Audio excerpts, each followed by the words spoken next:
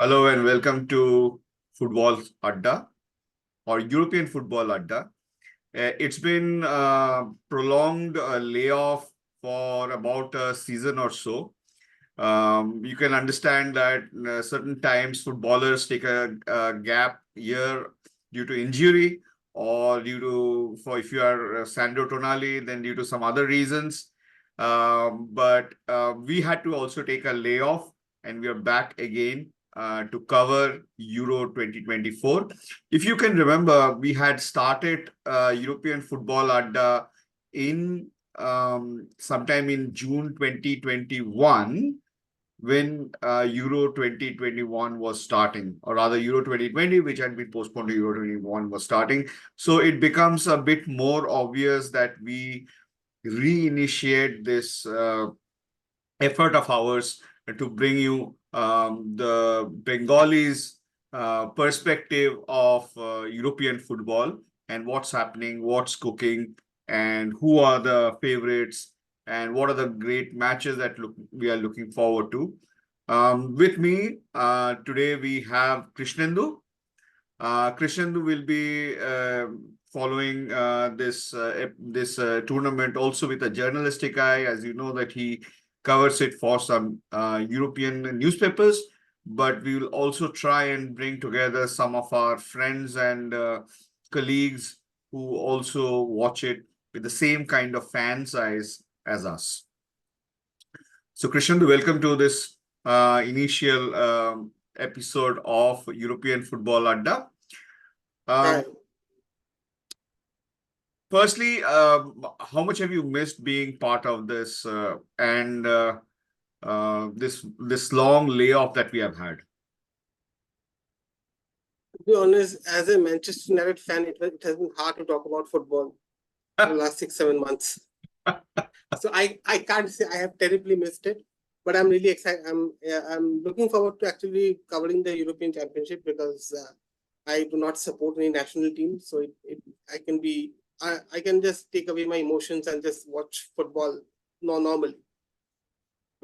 Because club football has been hard to watch for the last 6-7 months. True.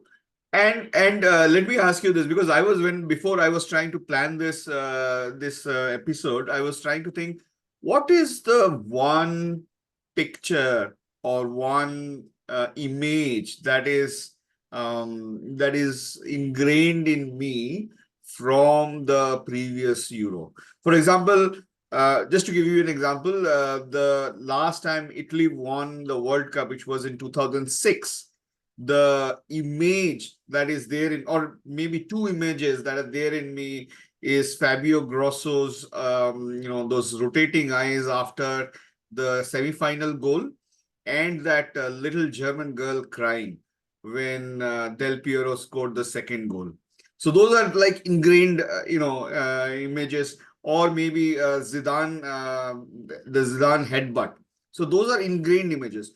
What is the ingrained image when you think of Euro 2021? What is that you cannot take out of your mind? I think one image that I will never forget is Chileni pulling down Saka when he was through. That's one image of Euro 2021 I will never. Yeah, I think that Chileni is showing who is the boss. That's there. But the one thing that I would never forget is how Gareth Southgate botched that final. I think we have discussed endlessly on that. I know you are a great fan of Gareth and love his managerial style. He's the second longest British manager, English manager in history. Yes. I think we should start from some episode of that final. Do you think that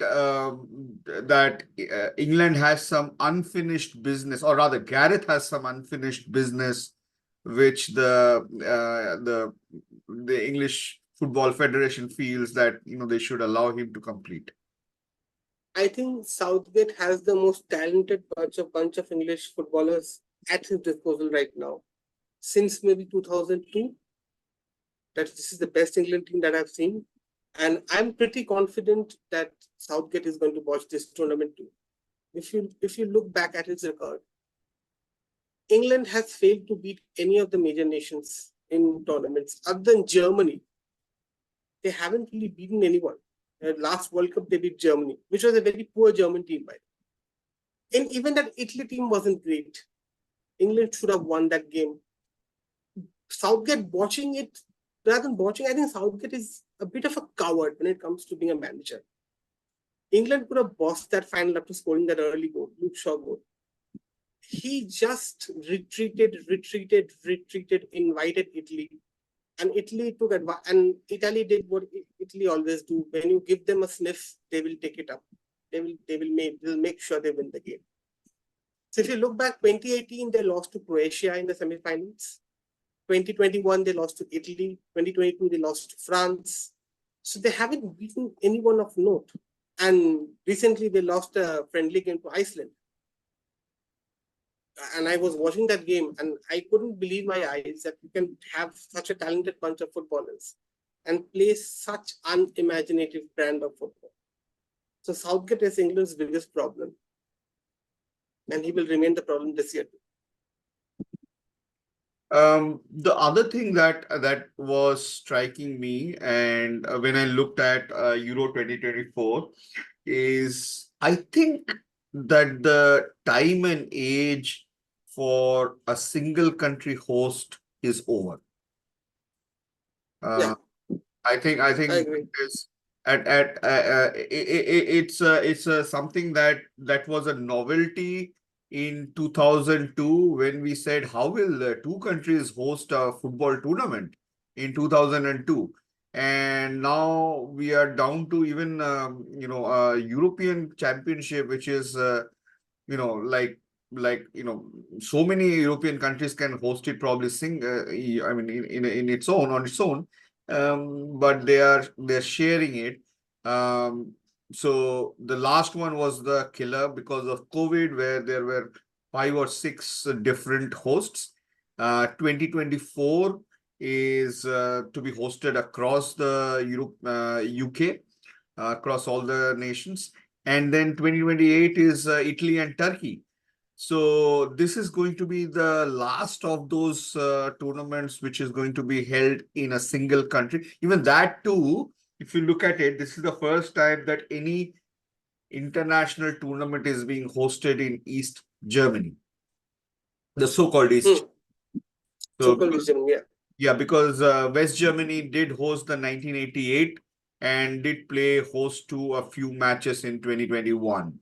During 2006, East Germany hosted a few games of the World Cup. 2006? Possibly. Yeah. Leipzig or anything like that hosted. I'll have to check that. 2006, maybe. But what do you think of at the European level, this trend of going to multiple hosts? Is this all economics that is coming up that's playing a role? And how do you, in that light, then see this Germany hosted European Championship? I think you can justify multiple hosts because now you're playing. There are 24 nations playing the European Championship, so you can justify having two countries hosted. But to be honest, one of the novelties of summer tournaments when it comes to the World Cup or European Championship was everyone going to one country and playing football. And that novelty factor is one. This is basically UEFA economics. The UEFA president wants to remain president, so he's making as many UEFA nations happy as possible. And yeah, I'm pretty happy that only Germany is hosting this tournament. Germany has the infrastructure to actually host even a World Cup to get a European Championship. So they have the infrastructure. Of course, if you want to take the European Championship to smaller countries, then of course you will need to have multiple hosts, because let's say if you want to have a European Championship in Latvia can't host a single tournament. So you can have Latvia part of another 3 or 4 nations. But yeah, this will be one of the last European Championships with a single host. So I would be looking forward to it, but it makes sense for UEFA to take it to smaller nations, to build the tournament, to invite smaller nations into the tournament. So it makes sense to them. But as a fan, I would have preferred if it stayed with single nations. The another topic that we have probably could talk about or should talk about is the 24 nation format. Okay. We have very recently gone through a phase where we are very accurately predicting what is the halfway mark of a particular large number of seats. So 272 was a magic mark for some of us. In Europe, there are 53 nations which are playing football. Okay. Now, Russia was barred. That makes it to 52. So the magic number is 26. Okay. So basically, half the nations are qualifying. Yeah, exactly. So 1 in 2 nations are qualifying. So some of the the marquee matchups that used to happen in a Euro or in any, I mean, if we look at let's say Copa America, just to say, I mean, there are marquee matchups in groups that they always have. In Euro, that used to happen often, and 1 or 2 countries would miss out because such marquee matchups. But because of this 24 nation qualifying, how do you look at it from the perspective that there are only 53 nations, of which 1 has been barred? So just to give you a stat, 19 nations qualified from 2021. So 19 nations which qualified this year have also played in 2021. Only 5 countries missed out, which is expected because that's your cream. That is probably just your cream, right? So the people who missed out from last year includes Russia, Sweden, Russia, Wales, North Macedonia, and Finland. Okay, so Russia was anyway barred. So Sweden, Wales, North Macedonia, Finland. It doesn't make a lot of sense, right? Yeah, it dilutes the quality of the tournament, to be honest. And if you remember the European Championship in 2016, Portugal won the championship. Portugal didn't win a single group game to qualify. They drew all their 3 games, and then they qualified as one of the third best teams. And that dilutes the quality of the tournament, to be honest. European Championship until 2012 was this very competitive tournament where anything could have happened because the quality, there was not much of a difference between the quality of the team, between the teams when it comes to 16 teams.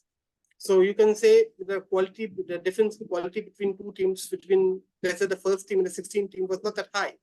So there were more shocks. There were more teams qualifying for the, more shocking teams qualifying for the quarterfinals.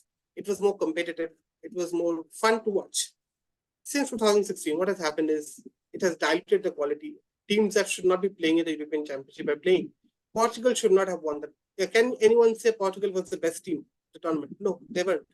They weren't the best team of the tournament, but they still won. They won the tournament. They didn't win a single group game. If you're not winning a single group game and you're still winning the tournament, and there's a problem with the format.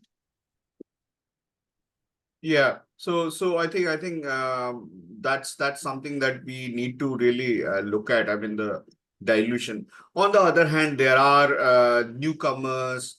For example, Croatia. Scotland. From 1996 onwards have become a massive footballing force. This time round, Serbia is coming back for the first time since they broke up with Serbia and Macedonia. Scotland are playing their first major tournament in 26 years. Yes. Ukraine, which played last year, is playing this year with a decimated. I mean, of course, the country is decimated. Georgia is making its debut. I thought that Georgia would have made their debut in the golden years when Kaha Kaladze was playing, but it is now in the reign of your Shota Arveladze, or rather, your current champion, what we can say is Kvicha Kvaratskhelia. That is I the will call him. I'm not going to name him. It's just Quara for me. Simple. yeah. It's Quara. Quara. Kvaratskhelia. Napoli Quara. Yeah, which Napoli Kvaratskhelia. But it's not only Kvaratskhelia. Kvaratskhelia has 15 goals in 29 caps. There is also Mikau Tadze from Metz, who has 9 goals in just 24 games. So it's a good team, and nobody will grudge if a team like Georgia makes it through to the next round. But then again, I feel that at the end of the day, there is a level of competitiveness. Even the same thing is going to happen with the World Cup from next 2026 onwards. 48 teams are playing. Yeah. So you're diluting the tournament, the quality of the tournament. The World Cup was already a very diluted tournament. There were some very there's some of the matches that should not happen. They were happening. Of course, Argentina, of course, will lose to a Nigeria or a Saudi Arabia every 4 years. But those were shocking results. But again, 48 teams World Cup, I don't know what's going to happen when we are going to go 2 years later, to be honest. Yeah. The other thing that I wanted to talk about was this concept of best third place team. As long as you had 16 teams, you could take 16 teams. 16 teams. 8 teams. 16 teams of 4 groups. You could take the top 2 8 teams. or 8 teams into the quarterfinals and then be ready with that. The moment you added 8 more teams, it went back to this best third place team, and the best third place team decided across groups where, for example, a group which is let's say is a tied group, right? And then suddenly, even though the teams are good, you would have one of those teams missing out because in another group, one of the baby-faced teams is there, and somebody would have pummeled them with 6 goals or 7 goals, right? So with the same number of points accumulated, they are ahead because of the goal difference. So this third place team concept, the moment FIFA went out of that, I think the level of Football World Cup went up. This third place teams, I never could find a logic of putting a third place team in there. Yeah, as I said, Portugal was the biggest beneficiary of that third place team thing.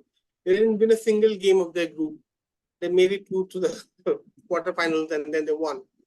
And so, as we were discussing, the dilution of the tournament, you're taking one of the, let's say, an also ranks into the knockout tournaments. They were not good enough to be in the top 2, but they still made it because they were slightly better than someone else in another group, which again, it's a little baffling.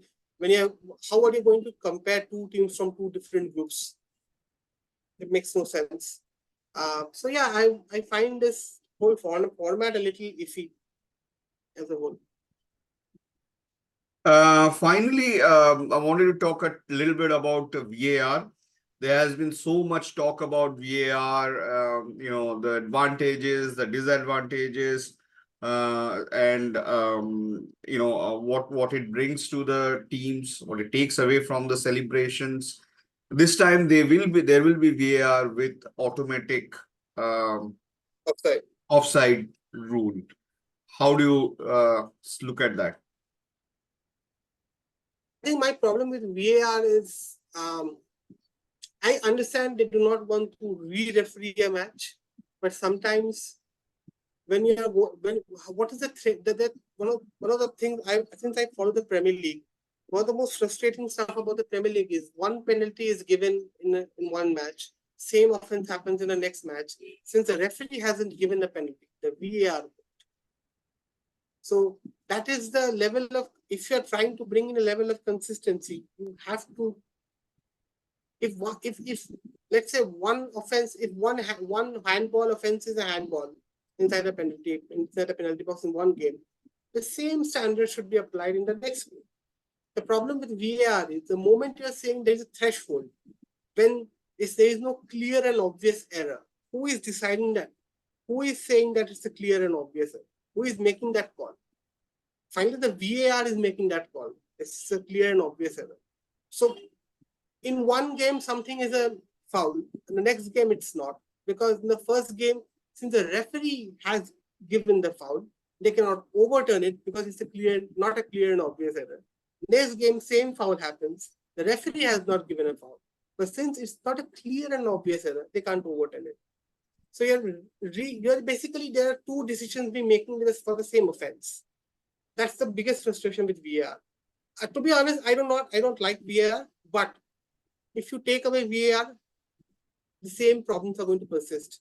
They're going to be, let's say there's going to be an offside that is not given. To be honest, offsides I do not have a problem with VAR deciding offsides in terms of millimeters. It's a rule. If you don't like the rule, change it. But you can't complain VAR being too technical with it. You have to be. Offsides are technical decisions. But as long as VAR is, let's say, limited to offside decisions, I'm okay with it. Goal line technology has been perfect. I'm okay with it. But this threshold of not an obvious error is a problem I have with VAR. But it's going to stay. We can't change it. Yeah. The other thing that I just wanted to talk about was the way that the qualifying for this tournament was done. So Germany qualified automatically as hosts. Out of the 23 remaining spots, 20 spots were decided by direct qualification of the winners and runners-up of 10 qualifying groups. So there were 10 groups of qualifiers, and the winners and runners were decided from those. So 20. The remaining 3 came via playoff. And here, Krishnendu, again, another great tournament that you have followed with close eyes, the UEFA Nations League that came up. So the playoff for those 3, there needed to be two teams for each one of them, but they actually got more. So what they did was that the teams that performed best in the 22-23 UEFA Nations Leagues, who did not already qualify via the main qualifying tournament, they were taken. And then there was a draw, and then this, this qualifying draw had, like 15 teams or 16 teams, 12 teams, something like that. And then they played in like a four teams in one slot, 4 teams in another slot, so 12 teams, and the top 2 teams from each one of them, then they again met, and each one of them then qualified. It is a very convoluted kind of thing. I really could not follow through the entire piece.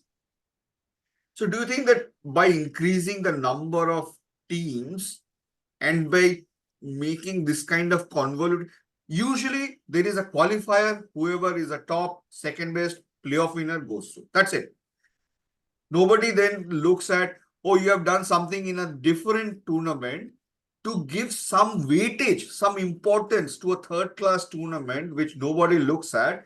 You are picking teams from there and then saying, okay, you will have a shot at European final qualification. Your thoughts on that? I can't care about the UEFA Nations League. I haven't followed it. I don't want to follow it. To be honest, it's like it's like making us watch Marvels and then also say, no, you have to watch Miss Marvel to know how this happens. You have to watch that show to know how this happens. So to be honest, I'm a Marvel fan, so I might be interested, but there are others who are not. There are others who do not care. So to be honest, making a convoluted qualifying, to be honest, the whole qualifying process is a little boring to me, but at least it was clear. how people were qualified. Now it's not clear to me, and at this point, I do not care how people are qualified. I have not checked how teams are qualified. I do not care at this point. Yeah. As a final thought, what are you looking forward in 2024 Euro? I know there are two other global events that will, not global, but at least two other events which are going on in the same month, maybe three, if you take tennis. So tennis, football, cricket, multiple events going on in this month of June, that you are spoiled for choices. What will bring you in front of the television or your laptop or whatever you're watching or following this for Euro 2024? I think, in my opinion, until 2012, European Championship was a better quality tournament when it came than the World Cup. Just a better quality tournament. I'm not saying excitement and all. I do not follow international football in that such way that I'm emotionally invested in some teams. But it was a better quality tournament. The quality has been diluted since 2016, and the amount of football every team has played, every top footballer has played over the last 18 months or so. I'm really interested in how they are going to be, in what condition they are in to perform at their top level.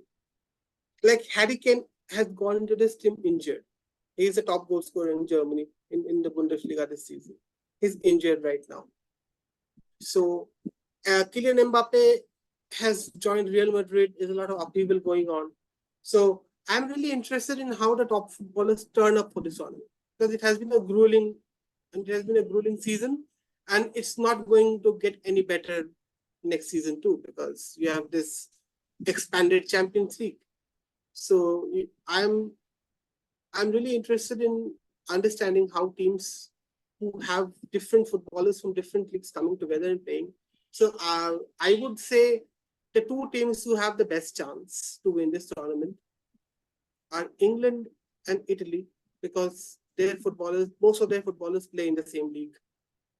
So yeah, that is how I'm looking at this tournament right now. Yeah, and I'm most importantly, I'm interested in knowing in what other way Gareth Southgate is going to make this, is going to mess things up in this tournament. Yeah, because he will at some point. Don't worry. Yeah. No, I echo your thoughts completely. For me, the season 23-24 football season has been marked by the rise of the underdog, the unknown, and also at some level, at the super level, continued domination of the oldest of the old dogs.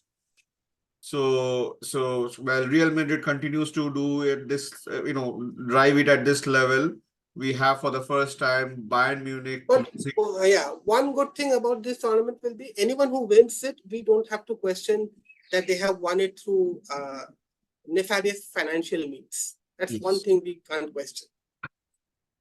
Yes, we'll not dwell on that part, but Bayern Munich losing after its hegemony in Bundesliga after 12 years or 11 years, Bayer Leverkusen, which was dubbed Neverkusen, winning something, and then Atalanta winning 2 trophies. Atalanta winning Leverkusen winning 2 trophies. Atalanta beating that same Leverkusen who had remained the entire season unbeaten in the Europa final to win it. Olympiacos winning in Europa Conference League. Yeah, beating Fiorentina. Fiorentina losing twice in the finals of the Conference League. And then Dortmund reaching the final of Champions League. In all the leagues, at least one member have qualified for the Champions League spots, which had not been there in the last 10 years, maybe 20 years, if you check out all the leagues. So Leverkusen in Bundesliga, Aston Villa in England, Bologna in Italy, Girona in Spain. I mean, these are names that we had never ever heard, and now they're going to be there in Champions League. So it's a rise of the unknowns. Somewhere, some somehow people are managing to do with lesser amount of resources and pulling together a winning team. If we have such a story in this Euro, I think this will be one of the most memorable ones. Otherwise, it will be just another tournament in the mix with so many different tournaments happening all around the world at this point of time, and it will be difficult to focus our attention on this piece. So that was basically our intro part. We will be back again with updates and previews of the groups, and also with regular updates of the matches as we progress. Be sure to subscribe to the channel if you have not yet done it, and share this video with your friends if you like it, and stay with us throughout this Euro journey. Thank you.